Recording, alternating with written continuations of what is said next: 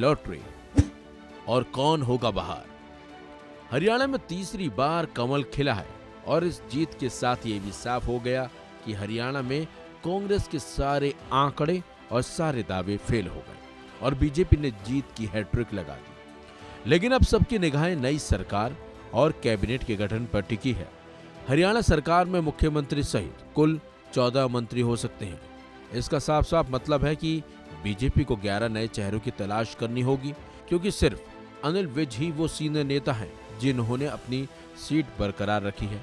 अनिल विज को मंत्री पद मिल सकता है। बीजेपी जाटों, ब्राह्मणों, पंजाबी और दलित सहित राज्य के विभिन्न जातियों को ध्यान में रखकर कैबिनेट का गठन करेगी। जातिगत समीकरणों और समुदायों की मांग को संतुलित करते हुए सरकार बनाना कोई आसान काम नहीं होगा, लेकिन बीजेपी ने हाल ही के दिनों में सफलतापूर्वक काम भी किया है।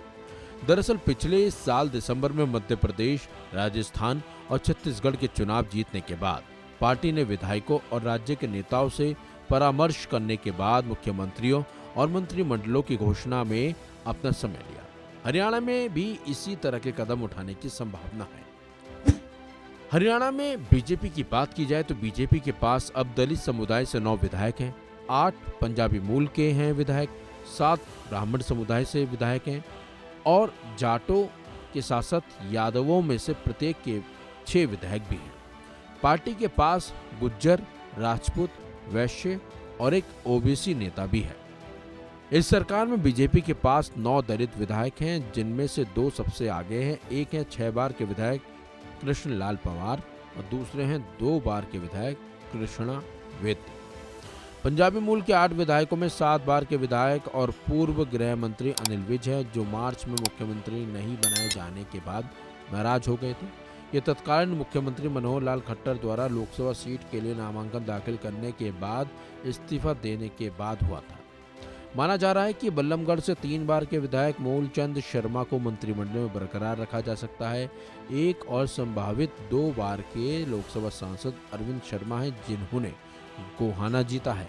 राम कुमार गौतम, जिन्होंने सफेदों से जीत दिलाई है, जिसे बीजेपी ने कभी नहीं जीता था। जाट हरियाणा की सबसे बड़ी उप आबादी में से एक है। जाट नेता महिपाल ढांडा अब पानीपत ग्रामीण से 2 बार के विधायक हैं और उनके बरकरार रहने की संभावना है।